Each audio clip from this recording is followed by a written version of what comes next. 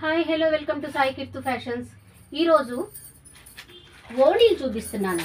Half saris, లంగా బ్లౌజ్కి ఓణీలు match చేసుకోవడానికి మెటీరియల్స్ అండి. ఇది షినాన్ మెటీరియల్ అండి, చాలా బాగుంటుందండి. చాలా fine quality with cut work వస్తుంది. 4 sides కట్ వర్క్ వస్తుంది అనమాట.